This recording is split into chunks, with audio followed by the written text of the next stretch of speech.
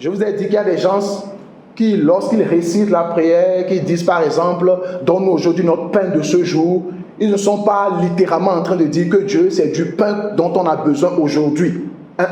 Ils parlent en fait de subsistance. Ok.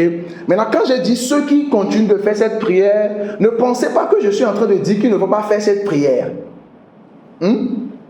Parce que la prière même du Notre Père, ce n'est pas nouveau. Je n'ai pas prévu de développer ça ici. Mais tout ce que Jésus a donné comme point de prière, là, c'est-à-dire la prière du Notre Père, ça se faisait déjà par les Esséniens, les pharisiens, les sadducéens. Tout ce qui est là-bas. Et tout cela a son fondement dans l'Ancien Testament. Quand Jésus dit, dites notre Père, ce n'est pas la première fois que Dieu s'est révélé en tant que Père aux Juifs. Quand vous lisez l'Ancien Testament, vous voyez qu'il s'est toujours révélé en tant que Père. Et il considérait Israël comme son fils. Ok? Mais ce qu'il ne faut pas faire, c'est de lire ça comme une récitation.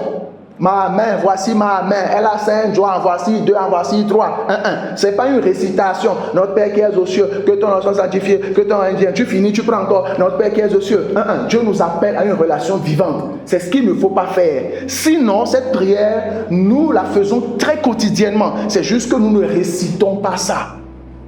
Comme on récite je ne sais pas moi, tout ce qu'on a récité à l'école primaire. Donc ça, c'est le point numéro 1. De l'autre côté, hier également, on a parlé de œil pour œil, dent pour dent, le principe.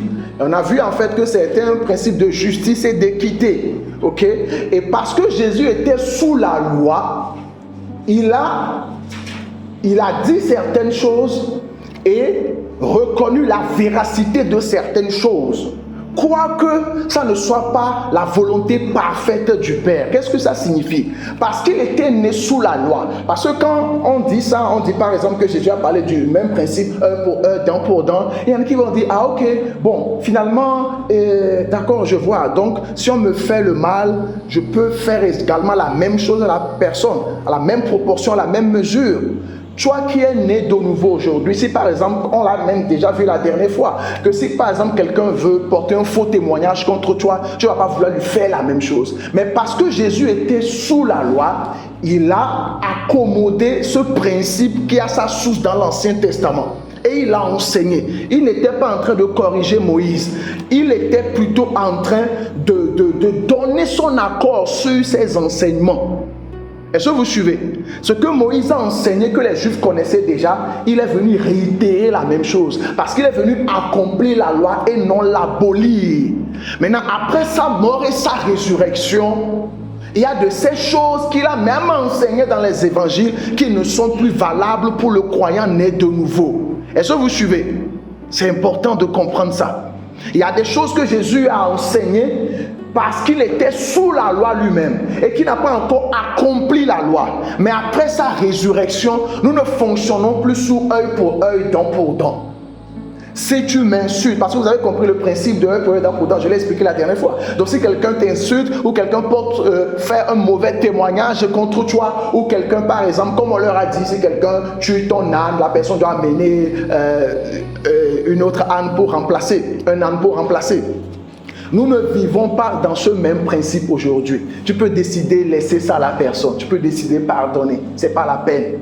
Ok? Quelqu'un malencontreusement te cogne peut-être dans la rue ou bien dans l'assemblée locale. Quelqu'un te fait du mal et te fait perdre peut-être, on va dire, 20 000, 30 000 dans une transaction. Ok? Peut-être vous êtes en affaires, vous êtes dans l'assemblée locale. Tu ne vas pas dire, dent pour dent, il m'a fait perdre 100 000, il doit me rembourser 100 000. Tu peux décider de pardonner, laisser ça de côté. Est-ce que vous suivez? Ok? Donc il faut toujours rester dans le contexte. J'ai également dit lors des sessions précédentes, la plupart du temps que Jésus parlait à des Juifs. Ok? Maintenant, quelqu'un peut se dire, ah, s'il parlait à des Juifs, est-ce que ça veut dire que ce qu'il disait est restreint aux Juifs? Si c'est à des Juifs qu'il parlait, est-ce que ça veut dire que nous, aujourd'hui, on ne doit plus considérer ces choses et les mettre en application, par exemple? La réponse est non. Suivez attentivement. Le sens premier de tout ce que Jésus a dit et enseigné est restreint à la culture de cette époque et à l'audience à qui il parlait. Maintenant, de ce qu'il a dit, dont le sens est restreint à la culture et à l'audience, il y a des principes universels qui transcendent les cultures et l'audience. Je vous donne un exemple. Dans l'Ancien Testament, on a dit « Honore ton père et ta mère ». On a parlé à des Israélites, n'est-ce pas? Jésus aussi, il a réitéré la même chose. Mais dans le Nouveau Testament, on a encore réitéré la même chose, n'est-ce pas? Donc, on ne va pas dire que c'est parce qu'on parlait à des Israélites que ça ne nous concerne pas. Nous n'allons pas honorer nos parents. Est-ce que vous suivez? Donc, il y a des choses qu'on a communiquées à une audience. Donc, pour comprendre le sens de ce qui est dit, je tiens compte de la culture et de l'audience d'abord. Maintenant, après, je me pose la question, savoir comment ça s'applique à moi aujourd'hui. Est-ce que vous comprenez? Comment ça s'applique à moi? Et quand vous allez dans les épîtres, vous verrez dans une certaine mesure comment les apôtres ont adapté le contenu de l'Ancien Testament à leur audience après la mort, la résurrection de Jésus. Ça s'apprend, hein? Ne pensez pas que bon, c'est aussi facile que ça. Ça s'apprend. C'est pourquoi quand les Paul et les apôtres allaient enseigner, ils prenaient beaucoup de temps pour expliquer. Parce que c'est une autre audience. Donc comment on adapte ce qui est écrit à ces gens-là? Jésus leur a dit, et c'est à eux Jésus a dit, vous connaîtrez la vérité. Je vais bientôt venir à ça. C'est à eux Jésus a dit, vous connaîtrez la vérité. Non, plutôt, ça c'est aux Juifs. Mais aux disciples, il a dit, je vous enverrai l'Esprit, il vous conduira dans toute la vérité. C'est d'abord aux 12 qu'il parlait. Ce n'est pas à nous. De telle sorte que Dieu a déjà conduit les apôtres dans la vérité, qui a sa source et son fondement dans l'Ancien Testament. Ce qui fait qu'aujourd'hui, nous n'inventons pas les choses, mais nous apprenons à voir comment les apôtres ont appliqué les textes de l'Ancien Testament. Nous ne venons pas dire, ah ok, comme certains le disent aujourd'hui, oh la Bible c'est un livre de prospérité. C'est juste que les apôtres n'avaient pas la révélation sur les principes de la prospérité. C'est bête en fait, ce n'est pas sérieux. C'est-à-dire que ce n'est pas sérieux quoi. Le canon des Écritures est déjà fermé avec les apôtres. Ce n'est pas les individus comme des petits aujourd'hui qui lisent la Bible et puis se disent, moi je pense que. Parce que si c'était l'explication à donner au texte biblique était juste ouverte comme ça, on n'allait pas s'en sortir. Il faudrait un canon, il faudrait une mesure qui va nous permettre à nous tous de nous conformer. Est-ce que vous comprenez? C'est très important. Donc, pour comprendre le sens d'un passage, je tiens d'abord compte de la culture et de l'audience, du contexte. Ok? Donc, ça, je comprends. Maintenant, après, je me pose la question de savoir comment ça s'applique à moi aujourd'hui. C'est comme cela que ça marche. Et pour finir, on a dit que nous ne devons pas nous taire lorsque les gens propagent des hérésies, des bêtises sur les réseaux sociaux. On ne doit pas se taire. Peu importe le titre de la personne, peu importe le niveau de la personne. Mais attention, comme je l'ai dit hier, dans 1 Timothée 5, le verset 1, quand Paul parlait à Timothée, parce que n'oubliez pas que Timothée, c'est un jeune qui était avec Paul, que Paul a formé. Paul était allé à Éphèse, il a fait son travail. À un moment donné, il est parti. Mais il se trouve que certains prêchaient de fausses doctrines. Comme vous pouvez voir ça dans 1 Timothée 1, le verset 3 à 5. Donc, il l'a envoyé là-bas pour corriger les choses. Maintenant, pendant qu'il est là-bas, c'est là où il lui a écrit épître de Paul à Timothée. Première épître, deuxième épître. Ok? Donc, il a écrit 1 Timothée, 2 Timothée pour lui donner des instructions. Puisque c'est lui qui va superviser le travail là-bas. Or, à Éphèse, quand Paul était lui-même déjà allé, on nous dit qu'il a établi des anciens. Ok? Des anciens ou encore des bishops. Donc des disciples spirituellement matures établis sur des groupes de 5, groupes de 10, groupes de 20, comme Moïse l'a fait dans les autres 18. Donc il y avait des responsables déjà. Donc maintenant qu'il est allé superviser le travail, comme il est jeune, ceux-là, certains de ceux-là qu'on a choisis comme bishop, etc., ce ne sont pas des enfants. La plupart du temps, c'était des personnes âgées. Donc il lui a donné des instructions. Ne réprimande pas rudement le vieillard. Ça veut dire que l'ancien, qui est plus âgé que toi, même s'il dit des bêtises, ne le réprimande pas rudement. Tu vas le réprimander, mais pas rudement. Tu vas le corriger, mais pas rudement. Tes jeunes frères là-bas, sache comment les corriger. Les mères également, sachent comment leur parler. Il a donné des instructions spécifiques à sa mission à Éphèse. De la même manière, nous aussi aujourd'hui, dans notre assemblée locale, et lorsque nous rencontrons des gens et qu'il arrive que ces gens disent des choses qui ne sont pas correctes, il faut qu'on apprenne à bien parler en considérant l'âge de la personne.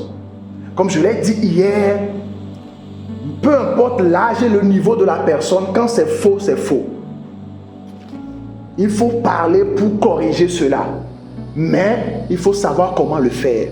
Maintenant, vous allez voir que quand les apôtres étaient avec Jésus, à quel moment vous allez voir dans les évangiles que quand les Sadducéens, les pharisiens parlaient avec Jésus, les disciples ou les gens comme Pierre, comme Barthélemy et consorts disaient non, Jésus, il faut laisser moi, mais je vais gérer. Et vous dites quoi là-bas même? Que quoi?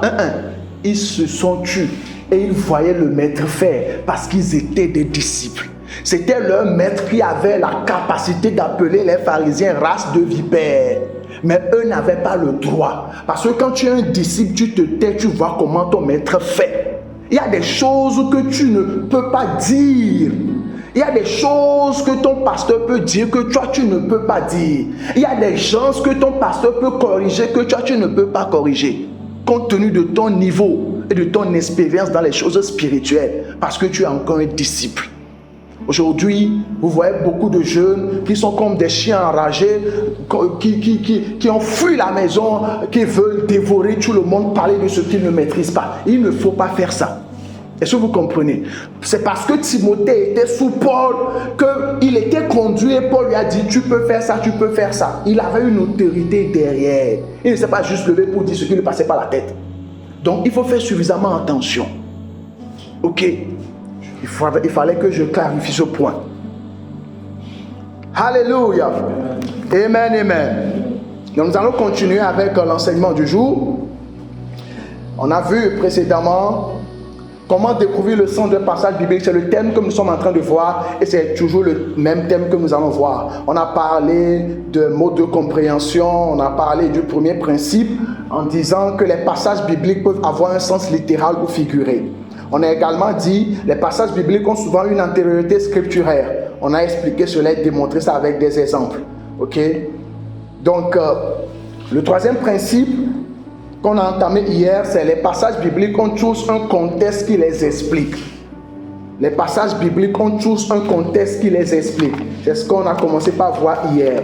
Quand nous allons dans 1 Corinthiens, le chapitre 10.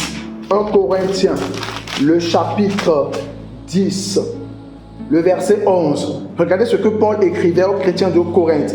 Il leur a dit, ces choses leur sont arrivées pour servir d'exemple et elles ont été écrites pour notre instruction à nous qui sommes parvenus à la fin des siècles.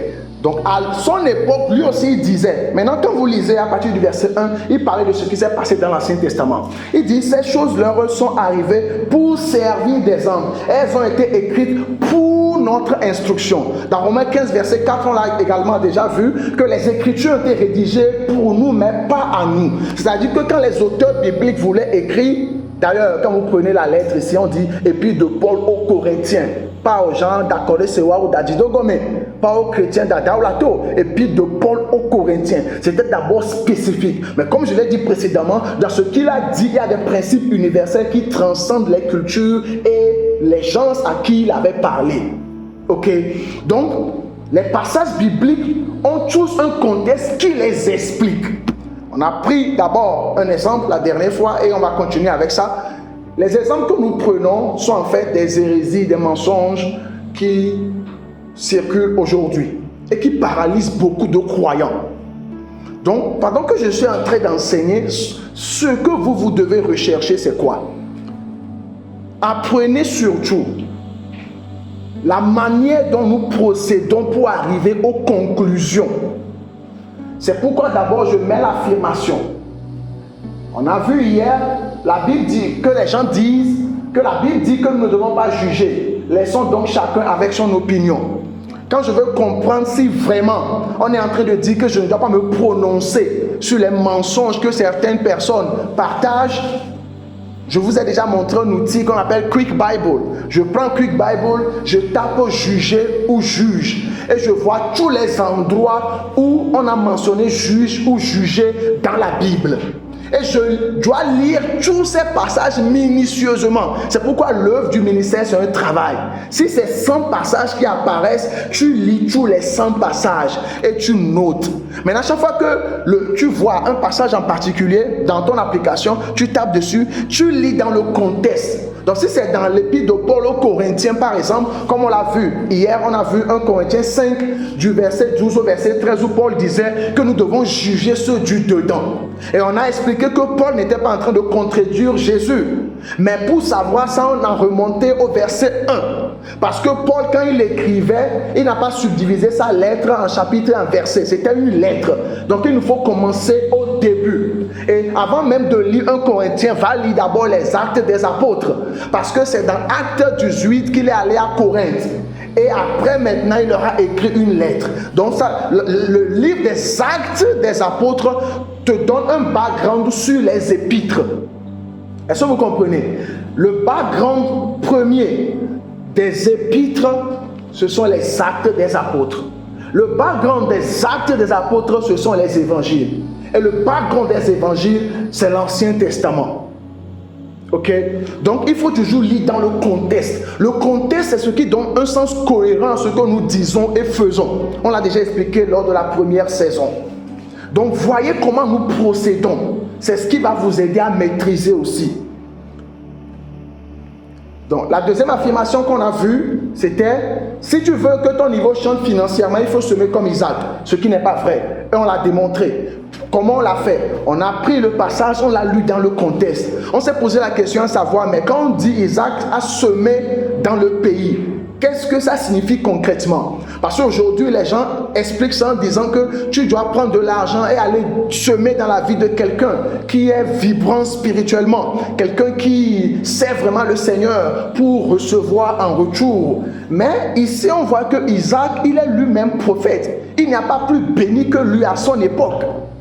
Abraham, Isaac, Jacob. Donc, qui était plus béni que lui pour qu'il aille semer dans sa vie? Il n'a pas semé dans la vie d'un individu, il a semé dans le pays. C'était un agriculteur, c'était un éleveur. Donc, quand je considère le contexte et que quelqu'un vient me dire, tu dois semer, tu dois donner. Ok, j'ai compris que je dois donner, mais pourquoi? Il vient me citer Genèse 26, verset 12. Non, ça ne cadre pas. Donc, si le passage que tu cites ne cadre pas avec ton affirmation, je ne peux pas mettre en application ton affirmation. Je dois me poser des questions, il ne faut pas être idiot.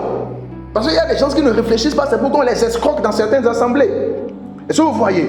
On nous cite également Genèse 8, verset 22. Et comme on l'a fait la dernière fois, on lit d'abord dans le contexte. Dans le contexte, qu'est-ce que Dieu disait à Noé? Ce n'était pas un principe spirituel. Parce qu'il a dit, le temps des semailles, des moissons, le froid et le chaud, l'été, l'hiver, ces choses ne vont pas changer. Donc c'est un ensemble. Donc pourquoi les gens vont vouloir prendre semences et moissons et les loter en fait de l'ensemble et dire que c'est un principe spirituel et oublier les autres? C'est un ensemble. Est-ce que vous comprenez? Donc en lisant ça, je me dis non, c'est pas sérieux. Et le Saint-Esprit est là pour attester de la vérité. Quand tu viens avec un cœur ouvert, si tu n'es pas un petit escroc, le Saint-Esprit t'aide à voir que non, ce que la personne dit n'est pas correct. Tu as l'intuition. Tu peux ne pas expliquer, démontrer comme moi je suis en train de le faire. Mais tu sens au fond de toi que non. Quand quelqu'un lit Galates 6, et il te dit, la Bible dit que tu dois me donner tout ce que tu as. Il ouvre Galates 6 et il dit, celui à qui l'on enseigne la parole doit faire part de tous ses biens. Non, on a bien des siades que la soie, la sonna. On doit, même si on va escouter bon, l'Esprit Saint déjà atteste que ça là c'est un mensonge. Et si c'est vrai, l'Esprit Saint dit c'est vrai. Maintenant tu peux ne pas pouvoir démontrer. Donc comment démontrer aux gens? Parce que tu ne peux pas juste dire je sais que ce n'est pas vrai. Les gens ne vont pas forcément te croire quand tu vas leur dire je sais que ce n'est pas vrai. Tu dois leur montrer pourquoi ce n'est pas vrai. Et c'est là où intervient la formation. Ok, on va continuer dans la même optique et voir la troisième affirmation.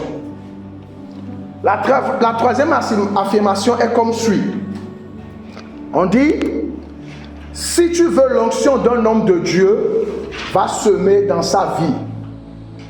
Si tu veux l'onction d'un homme de Dieu, va semer dans sa vie. Et cette pratique est vraiment très répandue chez les anglophones. Ce qui est une erreur des plus graves. Parce que c'est à penser que l'onction s'achète. Non. Si tu veux l'onction d'un homme de Dieu, va semer dans sa vie. Et vous allez voir certains qui sont allés même jusqu'à l'extrême. Pour par exemple semer dans la vie des gens pour avoir ce qu'ils ont.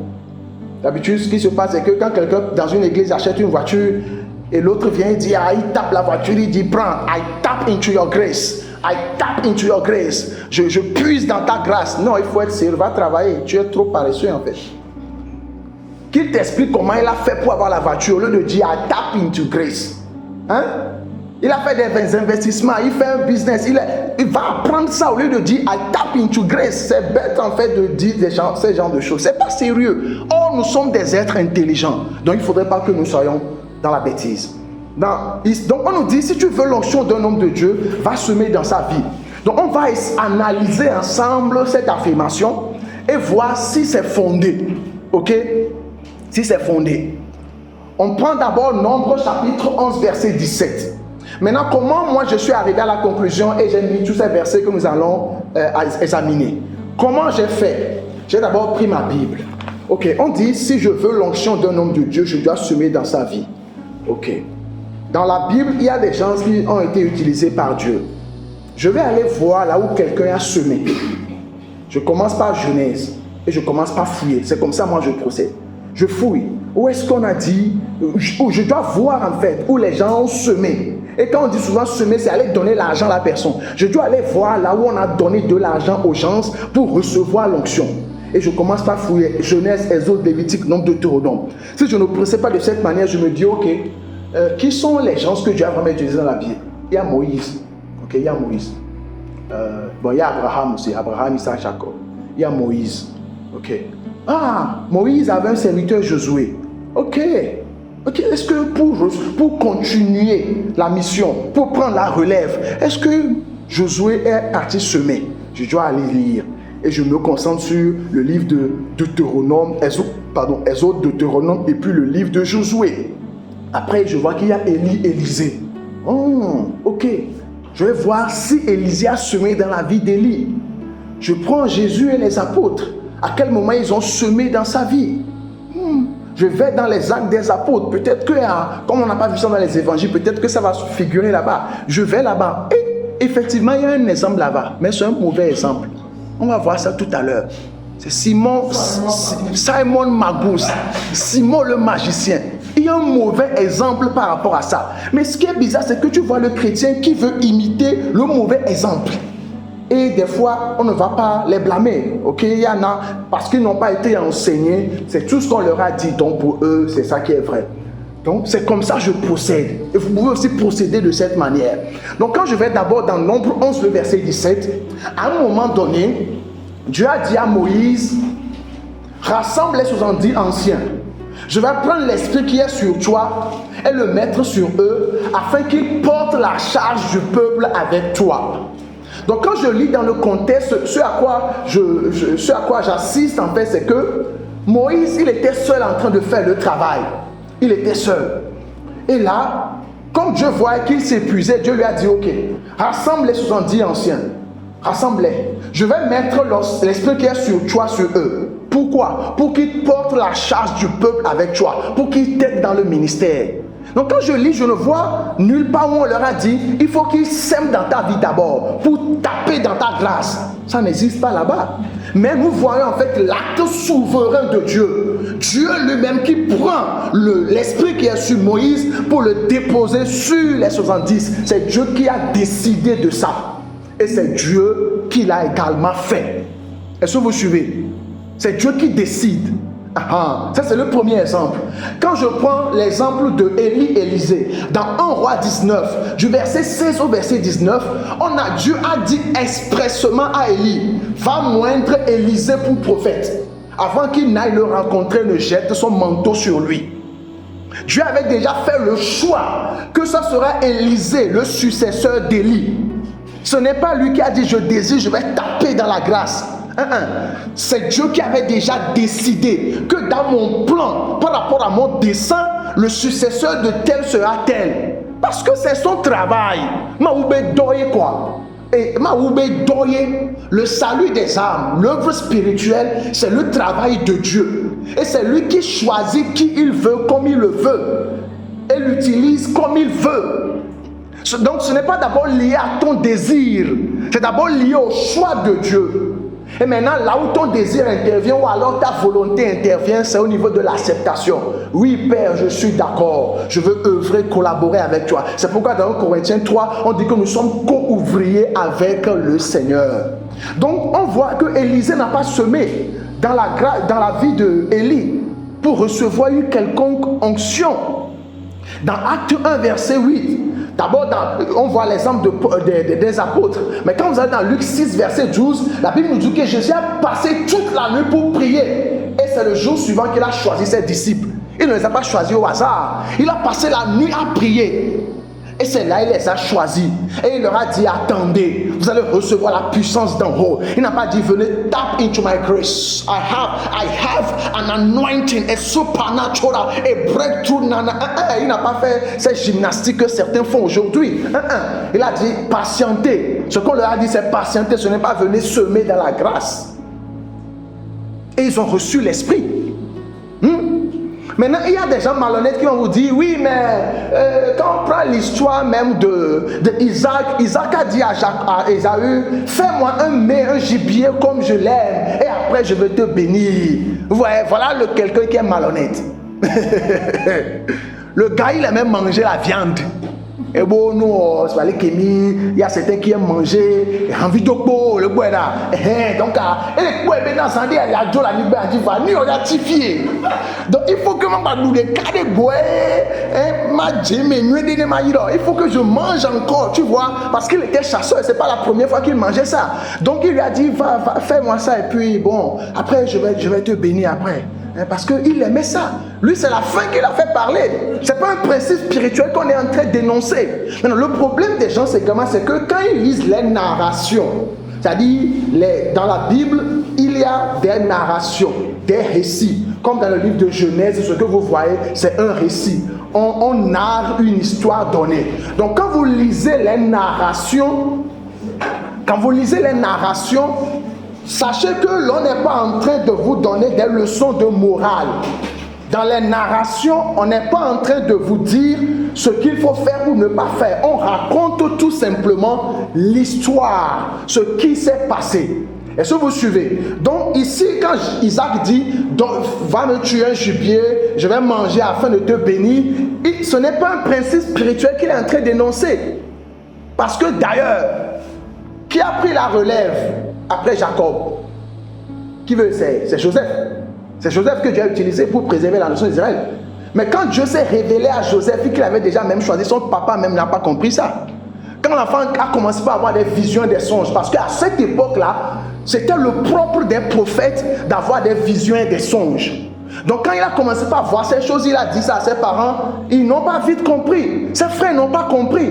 Mais c'était indépendamment même du choix de Jacob. Dieu avait déjà décidé que ça sera lui qu'il va utiliser. Et dans Genèse 50, lui-même il a dit que Dieu m'a envoyé ici pour vous préserver. Il n'a pas tap into the grace. Je vais amener l'argent pour puiser. Non. On ne voit pas cet exemple. Mais le seul exemple où on voit que quelqu'un a fait ça, on va ouvrir ensemble dans Acte 8, le verset 18. Acte 8, le verset 18. Là, qu'est-ce que nous lisons? Je vais lire à partir du verset 14. On nous dit, les apôtres qui étaient à Jérusalem, ayant appris que la Samarie avait reçu la parole de Dieu, y envoyaient Pierre et Jean. Ceux-ci, arrivés chez les Samaritains, prièrent pour eux afin qu'ils reçussent le Saint-Esprit. Car ils n'étaient encore descendus sur aucun d'eux, ils avaient seulement été baptisés au nom du Seigneur. Alors Pierre et Jean leur imposèrent les mains et ils reçurent le Saint-Esprit. Maintenant on nous dit, lorsque Simon, qui est ce Simon? Verset 9. Il y avait auparavant dans la ville un homme nommé Simon, qui se donnant pour un personnage important, exerçait la magie et provoquait l'étonnement du peuple de la Samarie. Voilà son CV qu'on nous présente ici. Il trompait les gens. C'était un magicien. Donc, on revient au verset 18. Lorsque Simon vit que le Saint-Esprit était donné par l'imposition des mains des apôtres, il leur offrit de l'argent en disant: accordez-moi aussi ce pouvoir, afin que celui à qui j'imposerai les mains reçoive le Saint-Esprit. Voilà le mauvais exemple qu'on a dans la Bible, où quelqu'un veut taper dans la grâce, où quelqu'un veut semer pour prendre aussi en retour. Est-ce que c'est lui qu'on doit imiter? Non, parce que qu'est-ce que l'apôtre Paul lui a dit, Pierre lui a dit? Mais Pierre lui dit que ton argent périsse avec toi, puisque tu as cru que le don de Dieu s'acquérait à prix d'argent. Donc l'affirmation selon laquelle si tu veux l'onction d'un homme de Dieu, tu dois aller semer dans ta vie n'est pas fondée. C'est un mensonge qui vient des profondeurs de l'enfer. Ce n'est pas vrai. Dieu donne gratuitement. Et comme je l'ai déjà dit, l'œuvre de Dieu appartient d'abord à Dieu. Maoubé Doé quoi, c'est son œuvre. Et c'est lui qui décide qui il veut utiliser, comment il veut l'utiliser. C'est lui qui décide. Donc on ne vient pas taper dans la grâce. On ne vient pas puiser. Non, on doit plutôt chercher en tant que croyant à identifier notre position dans le corps du Christ. Parce que dans 1 Corinthiens 12, l'apôtre Paul nous dit que nous avons été baptisés dans le corps du Christ. Et maintenant, vis-à-vis des dons spirituels, on dit c'est l'Esprit qui donne à qui il veut. Il nous met dans le corps et c'est lui qui décide comment je vais utiliser Abalo, Kofi, Akosiwa, etc. Donc on ne tape pas dans la grâce. Donc si je vois par exemple Dieu utiliser un frère ou une soeur et je désire également être utilisé de cette manière, ce n'est pas mauvais en soi, mais je vais dans la prière. Père, comme tu l'utilises, je vais t'utiliser comme ça. Et là il va te dire, tu vois, j'ai déjà un autre chemin tracé pour toi. Ou alors le temps viendra. Regardez Timothée. Timothée, Paul a eu confiance en lui pour l'envoyer à Éphèse. Et il a bien fait son travail. Mais pourquoi il a pu faire ça? C'est parce qu'il était tout le temps avec l'apôtre Paul. Et dans 2 Timothée 3, le verset 10, l'apôtre Paul lui a dit: tu as suivi de près ma conduite, mes enseignements, ma patience, ma détermination. Tu as suivi de près. Tu étais toujours là pour voir. Tout comme les apôtres étaient toujours là auprès de Jésus. Maintenant, toi, tu es quelque part, tu ne connais même pas l'homme de Dieu. Juste parce que tu as vu des miracles, tu dis: I must tap into the grace. Je veux prendre le numéro de compte bancaire et envoyer l'argent. Tu es un petit voleur. Tu n'es pas sérieux en fait. Et Dieu n'est pas dans le marchandage. Non, ça ne marche pas comme ça. Donc, l'affirmation là, selon laquelle, si tu veux l'onction d'un homme de Dieu va semer dans sa vie, n'est pas fondée. Est-ce que vous voyez? Maintenant, vous avez bien suivi la procédure, n'est-ce pas? Comment on a procédé? On a essayé de voir s'il y a un exemple, un cas pratique comme ça. Et on a considéré tous ces passages dans leur contexte. C'est comme ça qu'on établit une doctrine, depuis l'ancien jusque dans le nouveau. On va prendre une autre affirmation toujours pour illustrer. Et comme je l'ai dit, suivez attentivement la méthodologie. L'affirmation 4 nous dit, la Bible nous dit qu'on peut prendre jusqu'à 7 femmes dans les derniers temps. Et ça, j'ai certains de mes frères, amis, étudiants musulmans qui aiment donner ce passage-là comme quoi c'est nous qui mettons en pratique la Bible. Parce que d'ailleurs, chez vous aussi, on a dit que vous pouvez prendre jusqu'à 7 femmes. Mais vous ne voulez pas prendre. Il y a certains de mes étudiants musulmans qui aiment dire ça. Et bon, ça nous fait rigoler par moment. Mais il y a également des chrétiens qui pensent que c'est ça, que nous soyons maintenant TP de corps. Nous soyons maintenant TP de corps. Il nous faut 2, 3, 4 femmes. D'ailleurs, la Bible a dit que, et il nous cite Ésaïe 4, verset 1.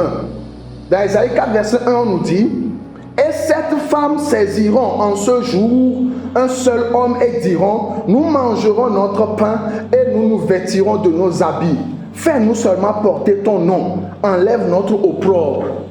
Donc il y a des gens qui disent: ah, voilà, la Bible a dit, je peux avoir 2, 3 femmes.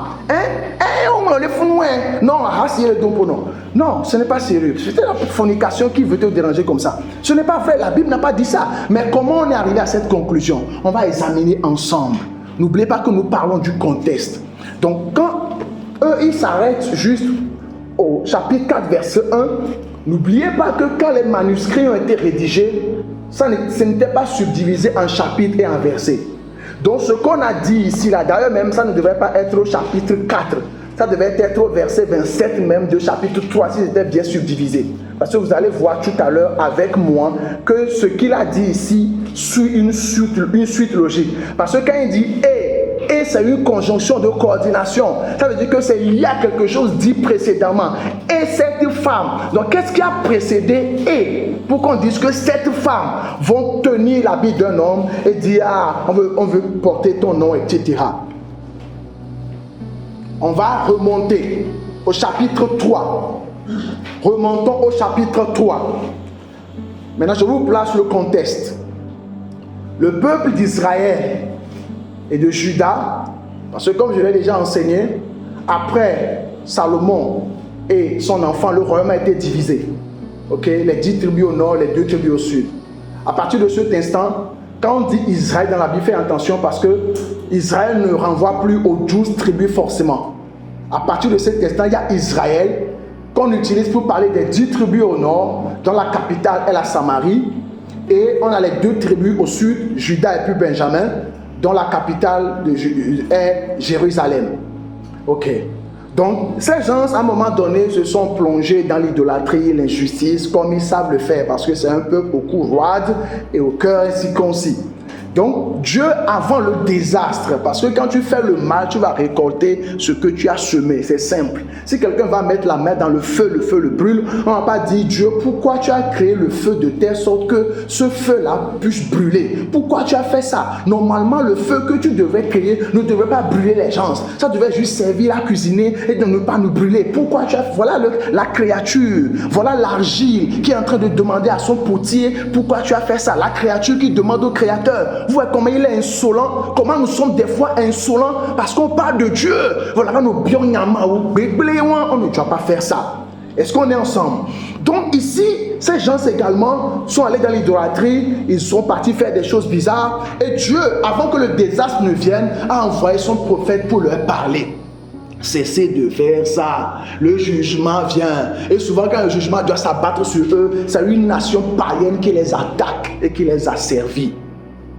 Donc à partir du verset 1 du chapitre 3, on nous dit: le Seigneur l'Éternel des armées va ôter de Jérusalem et de Juda tout appui et toute ressource de pain et toute ressource d'eau, le héros et l'homme de guerre, le juge et le prophète, le défunt et l'ancien, le devin plutôt et l'ancien, le chef de séquente et le magistrat.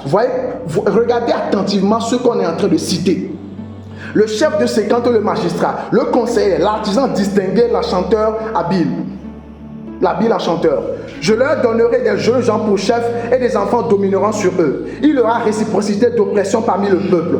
Le jeune homme attaquera le vieillard et l'homme de rien, celui qui est honoré. On ira jusqu'à saisir son frère dans la maison paternelle. Il dit ce jour-là. D'abord, quand nous lisons le verset ce jour-là, le jour-là fait référence à quoi? Au jour du jugement. Vous pouvez, pour mieux comprendre, même commencer à partir du chapitre 1. C'est là même que les affirmations par rapport au jugement ont commencé. Donc quand il dit ce jour-là même, il répondra: je ne saurais être médecin, et dans ma maison il n'y a ni pain ni vêtements, ne m'établissez pas chef du peuple. Donc le jour-là fait référence au jour où le jugement va s'abattre sur eux. On dit Jérusalem chancelle. Maintenant, quand vous continuez, et que vous allez au verset 16, déjà à partir du verset 1 ici, on voit qu'on va enlever le héros, l'homme de guerre, le juge, le prophète, le devin, etc. Et c'est ce qui est arrivé. Quand vous lisez 2 Rois chapitre 25, on va bientôt venir à ça. 2 Rois chapitre 25, le verset 1, verset 12, Jérémie 32, le verset 25, Jérémie et puis Ésaïe étaient des contemporains. Ils étaient à la même époque. Donc, vous allez voir qu'effectivement, la nation babylonienne les a attaqués et on a déporté les gens. C'est là où on a pris David et puis ses compagnies. Ils sont partis rester à Babylone. On les a attaqués. On a ôté les hommes de guerre. Lisez 2 Rois chapitre 25, 2 Chroniques 36, tous ces passages que je viens de donner. Vous allez voir que ce qui est annoncé ici, c'est effectivement accompli. Et bizarrement, c'est ce qui se faisait d'ailleurs à cette époque. Quand on les a attaqués, quand souvent les nations l'attaquent, on prend les hommes, on laisse souvent les femmes et les gens faibles. Mais on prend les gens distingués au milieu d'eux, les hommes forts qui peuvent aller travailler de l'autre côté. On les transforme en esclaves. Donc maintenant, regardez, à partir du verset 16, on nous dit: l'Éternel dit, Parce que les filles de Sion sont orgueilleuses et qu'elles marchent le cou tendu et le regard effronté, parce qu'elles vont à petits pas et qu'elles font résonner les boucles de leurs pieds. Le Seigneur rendra chauve le sommet de la tête des filles de Sion. L'Éternel découvrira leur nudité. En ce jour-là, le Seigneur ôtera les boucles qui servent d'ornement à leurs pieds et les filets et les croissants, les pendants d'oreilles, les bracelets et les voiles. On parle clairement des femmes. Comment il va enlever ça? Suivez. Il dit les diadèmes, les chaînettes des pieds et des ceintures, les bois de senteur et les allumettes, les bagues et les anneaux de nez, les vêtements précieux et les larges tuniques, les manteaux, les gibecières. Au lieu du parfum, il y aura l'infection. Au lieu de ceinture, une corde. Au lieu de cheveux bouclés, une tête chauve. Au lieu d'un large manteau, un sac étroit. Une marque flétrissante au lieu de beauté. Verset 25. Tes hommes tomberont sous le glaive. N'oubliez pas qu'on est en train de parler aux filles de Sion à partir du verset 16. On dit maintenant aux filles de Sion, tes hommes tomberont sous le glaive et tes heureux au combat. Les portes de Sion gémiront et seront dans le deuil. Dépouillée, elle s'assira par terre. Et cette femme saisiront en ce jour un seul homme. Et diront, nous mangerons notre pain. Quand on va vous attaquer et tuer vos jeunes gens, déporter les hommes, on va laisser des hommes faibles. Et là, puisque à leur époque, l'honneur, la dignité de la femme se trouvait dans la maison de l'homme où il se trouve, ok? Parce qu'à cette époque-là, l'homme que tu épouses, c'est-à-dire l'honneur que tu as en tant que femme est lié au monsieur que tu as épousé. Donc si tu as épousé un puissant de l'époque, oh là c'est bien, oh that's a good thing. Donc à leur époque maintenant, on leur disait, puisqu'il n'y aura plus suffisamment d'hommes, quand le jugement va s'abattre sur vous, cette femme va finalement dire, laisse-nous porter ton nom là. Parce que l'autre risque également, c'est qu'à cette époque, c'était vraiment difficile financièrement. Donc c'est pourquoi là, quand nous allons dans le cas de Élie, quand son mari, le prophète, est mort, la veuve avait des difficultés à payer le créancier. Parce qu'à cette époque, quand tu es veuve en Israël, c'est compliqué. Même au temps de Jésus. Et à l'époque de Jésus, on assistait les veuves dans la synagogue.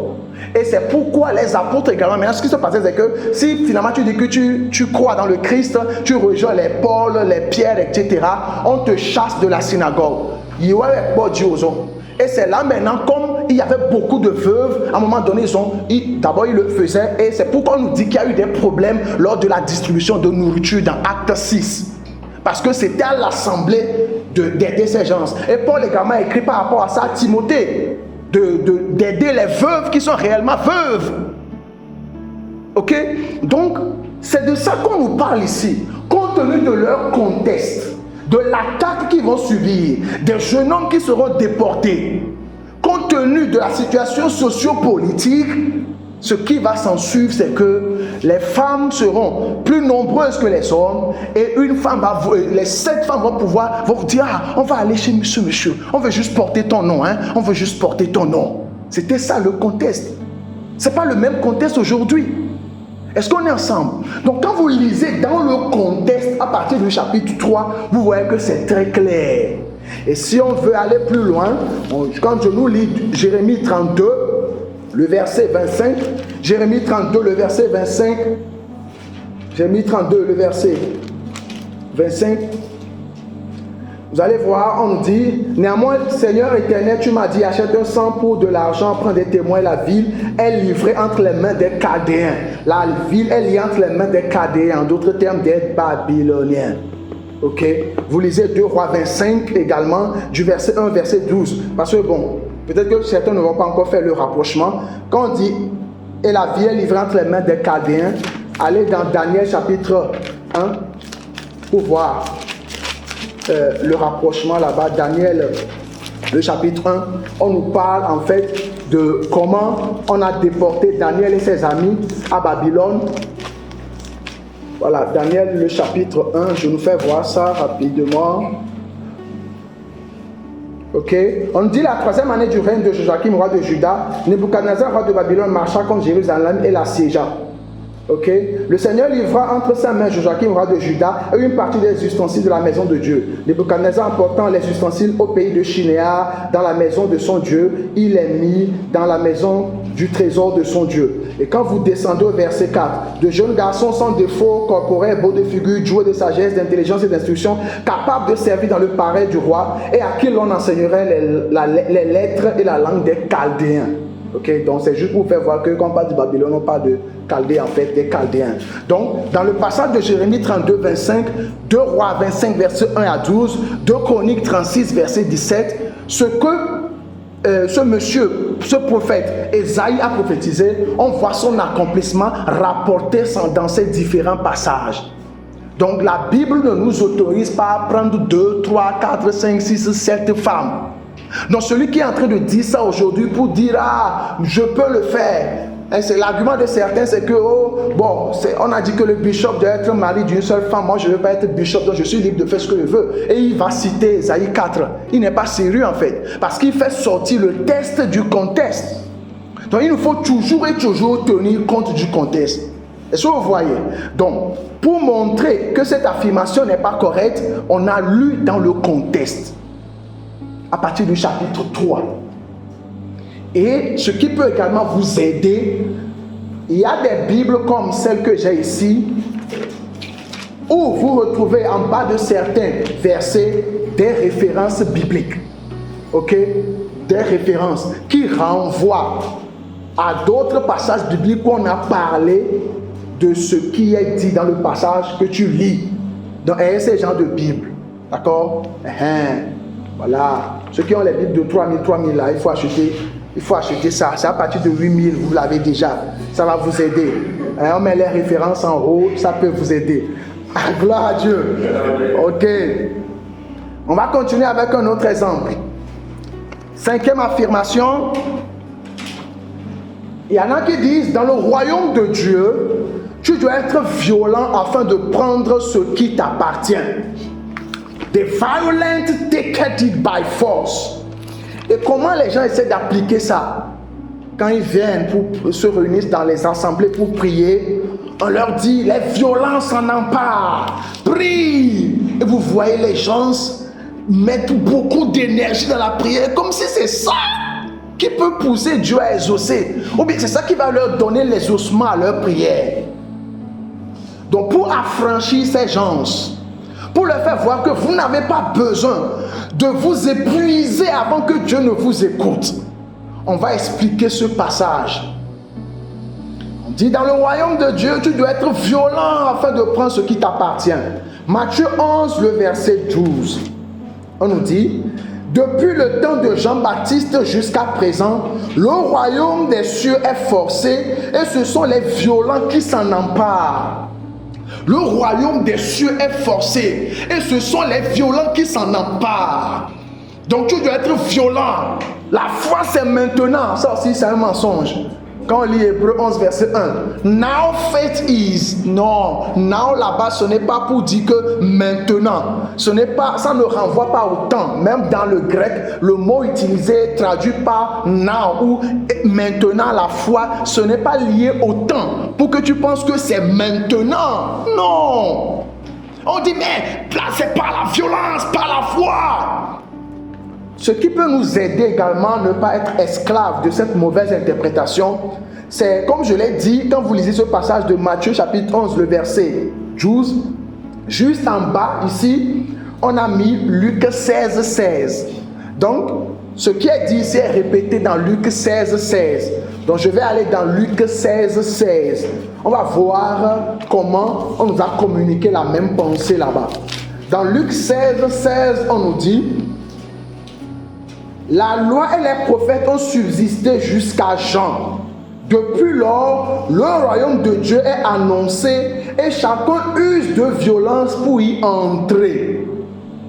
Vous voyez que c'est beaucoup plus clair que dans Matthieu. Il dit la loi et les prophètes ont subsisté jusqu'à Jean.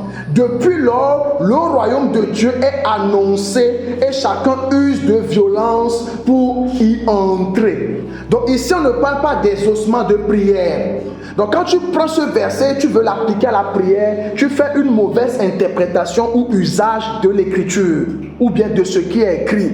On dit les gens veulent entrer dans le royaume. Moi, je suis déjà dans le royaume. Donc d'ailleurs, ce passage ne s'applique pas à moi.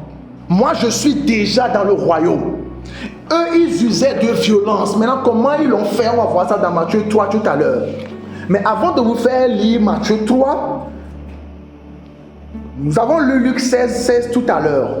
Et nous avons compris, c'est beaucoup plus clair, n'est-ce pas? Donc, ça veut dire quoi? Ça veut dire que quand tu lis un passage dans un des évangiles, essaie de lire la même chose de l'autre côté. Des fois, c'est beaucoup plus clair dans d'autres passages. Mais maintenant, quand je reviens même à Matthieu 11, verset 12, il dit depuis le temps de Jean-Baptiste jusqu'à présent. Donc, si je veux tenir compte de l'audience, c'est Jésus qui était en train de parler. Ok? C'est Jésus qui était en train de parler. Maintenant, quand Jésus parle à son audience, et lui, il dit depuis le temps de Jean-Baptiste jusqu'à maintenant. Est-ce que son maintenant, c'est ton maintenant? Hein?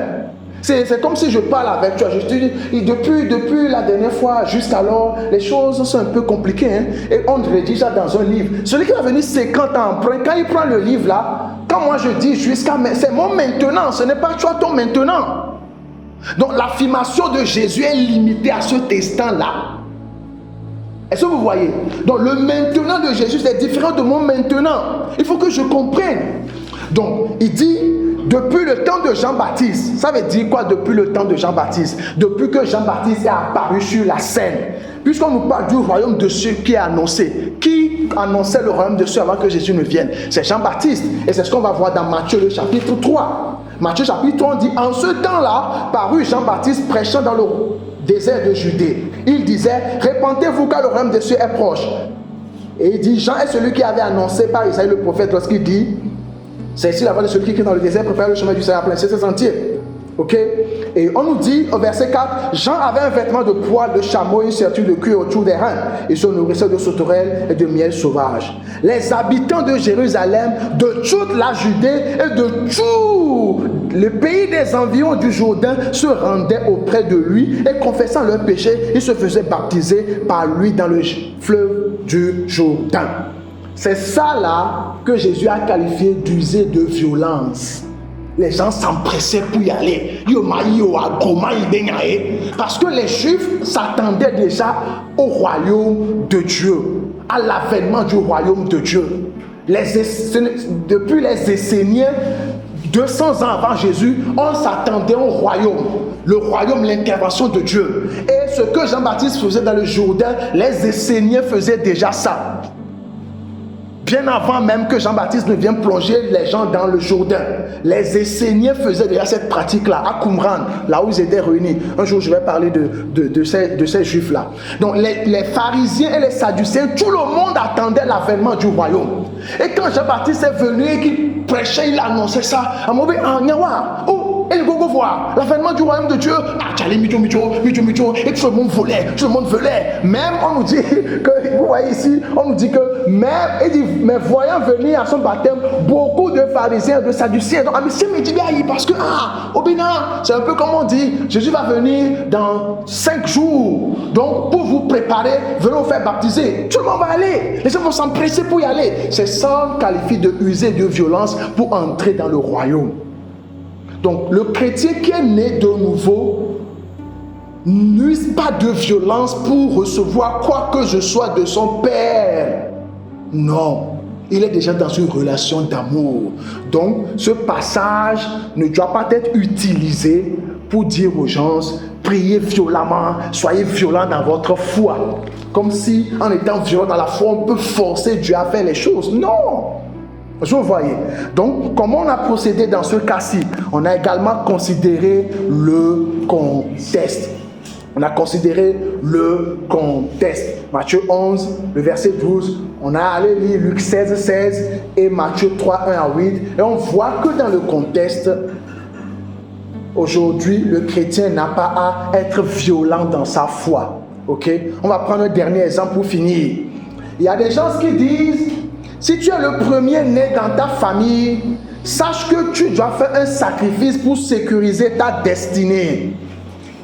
Si tu es le premier-né dans ta famille, sache que tu dois faire un sacrifice pour sécuriser ta destinée. Et quel est le sacrifice qu'on doit faire? L'argent. C'est toujours l'argent, quoi. Parce que la cupidité a gagné le cœur des hommes.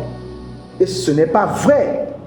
Tu dois faire un sacrifice pour sécuriser ta destinée. Yoni vit tout bon. À regarder l'état dit non. Au-delà, bon.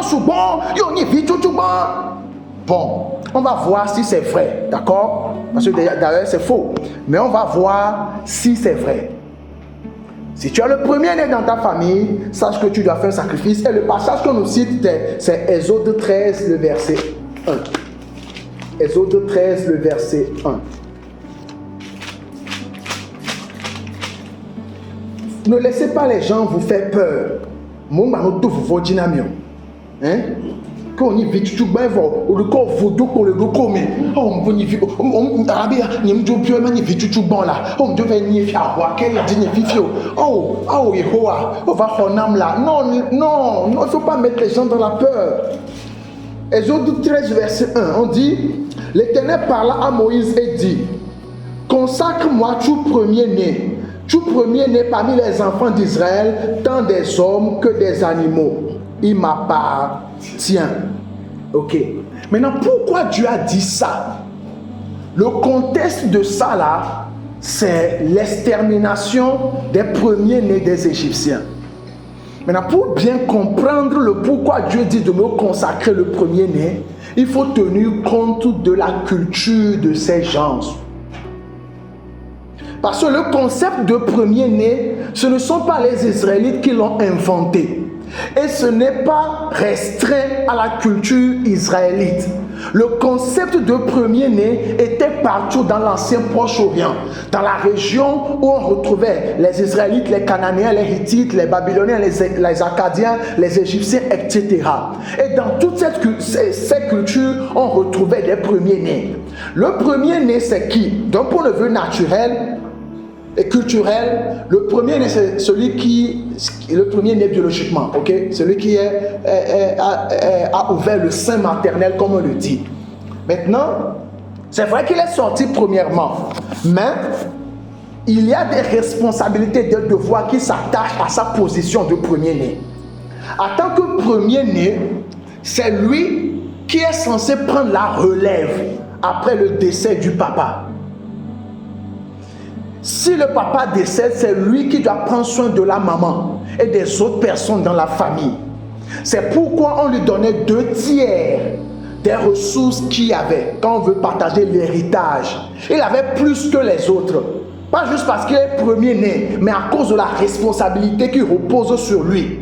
Il doit veiller sur la maison familiale.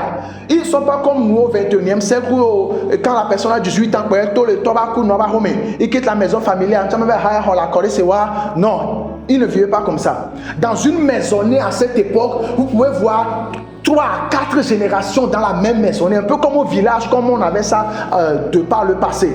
Où vous allez dans une maison, même nous, chez nous au village, tu vois le grand-père, le père, le petit-fils, ils sont tous dans la même maison. C'était comme ça, ils vivaient. Donc, quand le papa n'est plus, c'est l'aîné, le premier-né qui veille sur tout le monde, qui doit prendre soin de la mère et de ses petits frères. Et quand les autres se marient, les autres, s'ils n'ont pas encore reçu leur héritage, ils viennent avec leur femme dans la maison familiale. Et le grand chef, c'est soit le papa s'il est vivant, ou alors le premier-né. Ok? Maintenant, s'il arrive que le papa est un prêtre, il est prêtre vaudou. Ok? Il adore une divinité. Celui qui prend la relève, c'est également le premier-né.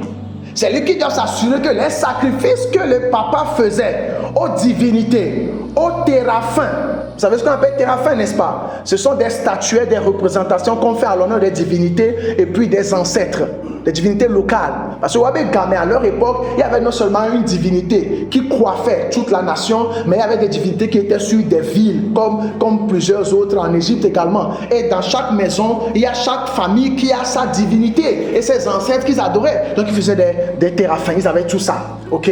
Donc, le papa, leur culture, c'était de faire des sacrifices continuellement pour avoir la faveur des dieux. Ils étaient polythéistes, n'oubliez pas. Donc quand le papa décède, c'est lui qui doit continuer ça. Donc, la grâce, entre griffes, que le papa avait, lui aussi, il reçoit ça pour continuer. C'est pourquoi c'est lui qu'on initie. Ok. Ça, c'est leur contexte. Hein? Donc, en d'autres termes, le premier-né, c'est non seulement celui qui est né en premier, mais c'est celui qui a la responsabilité, le devoir de veiller sur les autres dans la famille, et surtout celui qui doit veiller pour que la famille tout entière continue de jouir de la faveur des dieux en faisant les sacrifices qu'on devait faire continuellement. Maintenant, je reviens. Ça, c'est le polythéisme à leur époque. Je reviens ici. Dieu dit, consacrez-moi le premier-né. Ils ont en même temps compris ce que Dieu voulait dire. Dieu est en train de dire que les premiers-nés, tout comme ça se faisait déjà, vont continuer le travail. Ils vont également, tout comme leur papa, continuer par me servir aussi. Donc c'était ça le principe d'abord. Suivez attentivement. Donc Dieu dit, consacrez-moi tous les premiers-nés. C'est pourquoi quand Anne a eu son enfant, le jeune Samuel, elle l'a amené dans le temple. Quand elle a fini de sevrer l'enfant, elle l'a amené, elle a amené l'enfant. Parce que c'était la culture. Ok. Mais à un moment donné, voyant que les gens là ne comprenaient pas réellement le principe même derrière les autres 13, Dieu finalement dit à Moïse, dans Nombre chapitre 3, Nombre chapitre 3, du verset 11 au verset 13, on nous dit, l'Éternel parla à Moïse et dit, voici, j'ai pris les Lévites du milieu des enfants d'Israël à la place de tous les premiers-nés, des premiers-nés des enfants d'Israël, et les Lévites m'appartiendront. Car tout premier-né m'appartient. Le jour où j'ai frappé tous les premiers-nés dans le pays d'Égypte, je me suis consacré tous les premiers-nés en Israël, tant des hommes que des animaux, ils m'appartiennent, je suis l'Éternel. Donc Dieu a dit, ok, je prends maintenant les Lévites à la place des premiers-nés. Et pour montrer que, comme je l'ai dit précédemment, le rôle de ces premiers-nés, c'est de continuer par servir Dieu, le Dieu qu'ils adorent. Vous voyez que les Lévites, aux Lévites, la mission assignée était de servir également dans le temple. Ils étaient au service de Dieu. Ils devaient s'assurer que le temple soit propre. Ils étaient là avec le sacrificateur. Ils ne comprennent pas. Ok, je prends les Lévites. Donc, ils vont m'appartenir. Donc, dès qu'on a pris les Lévites pour jouer ce rôle-là, cette fonction qui était réservée au premier-né d'un point de vue culturel n'est plus restreinte au premier-né. Est-ce qu'on est ensemble? Et j'ouvre une petite parenthèse. Le pourquoi c'était comme ça. Le pourquoi Dieu s'est d'abord adapté à leur culture en disant que c'est le premier-né, celui qui est d'abord né en premier qui doit prendre la relève, c'est parce qu'ils ont refusé d'obéir, d'accepter l'appel divin. Parce que dans Exode 4, verset 20 à 21, Dieu a dit Israël, tout Israël est mon fils, mon premier-né. Pas juste une poignée de personnes. Tout Israël. Mais vous connaissez ces petits-là, les gens au courroie de cœur incirconcis. Donc il a fallu maintenant que Dieu s'adapte. À un moment donné, il dit ok, on prend les Lévites parce que les gens ils ne collaboraient même pas. Regardez quelqu'un comme l'autre là, Ruben, le premier-né de Jacob, qui va coucher avec la femme de son père. Vous voyez des gens comme ça. Bon, bref. Ici, donc, Dieu dit, ok, on va prendre ces gens-là et ils vont jouer ce rôle. Quand vous lisez du verset 40 au verset 51, vous allez voir maintenant, là où on a parlé de rachat. Ok, c'est là où on a parlé de rachat. Maintenant, pourquoi le rachat? Je viens de tout expliquer. Regardez, bon, je vais vous lire ça parce que c'est vraiment passionnant. Et c'est avec ça qu'on va bientôt terminer. Hein? Du verset 40 au verset 51, I'm teaching good here. I like the Bible, you know. On dit, l'Éternel dit à Moïse, fais le dénombrement de tous les premiers-nés mâles parmi les enfants d'Israël, depuis l'âge d'un mois et au-dessus, et compte-les d'après leur nom. Tu prendras les Lévites pour moi, l'Éternel à la place de tous les premiers-nés des enfants d'Israël, et le bétail des Lévites à la place de tous les premiers-nés du bétail des enfants d'Israël. On dit Moïse a fait le dénombrement. Et on dit au verset 45, prends les Lévites à la place de tous les premiers-nés d'Israël, et le bétail des Lévites à la place de leur bétail.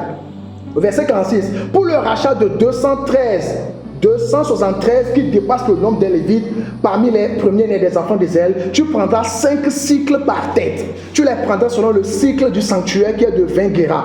Tu donneras l'argent à Aaron et à ses fils pour le rachat de ceux qui dépassent le nombre des Lévites. C'est-à-dire que, comme ils sont nombreux, il y a beaucoup de mâles, de garçons, d'hommes qui doivent prendre la relève.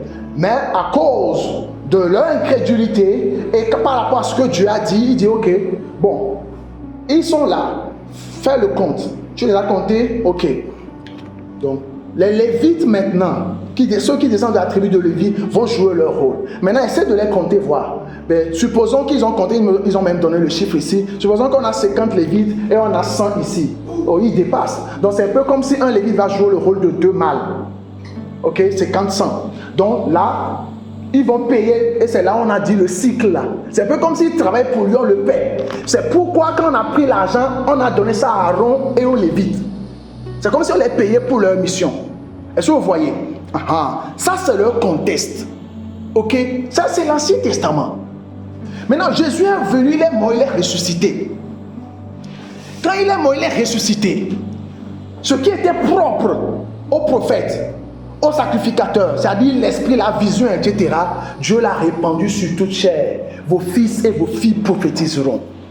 Dans le royaume de Dieu, maintenant, quand Jésus est mort ressuscité et que nous sommes nés de nouveau, rentrés dans le royaume, tout le monde est appelé à faire l'œuvre du ministère. Ce n'est plus une question de premier-né ou bien quelqu'un qui va prendre la place de premier-né. Aujourd'hui, maintenant, nous sommes tous appelés à l'œuvre du ministère. C'est pourquoi maintenant il dit dans Romains 14, 7 à 9 que si nous vivons pour le Seigneur. Si nous mourons pour le Seigneur. Soit que nous vivons, soit que nous mourons, nous sommes au Seigneur. C'est-à-dire que tu sois le premier ou que tu sois le cadet, tu appartiens au Seigneur. Et ce qu'il veut de toi, c'est passer par toi pour amener les autres dans la famille de Dieu. Donc automatiquement, ton titre ne compte plus. C'est ta position de nouvelle création qui fait maintenant que tu es aussi appelé à faire le travail. Est-ce que vous comprenez?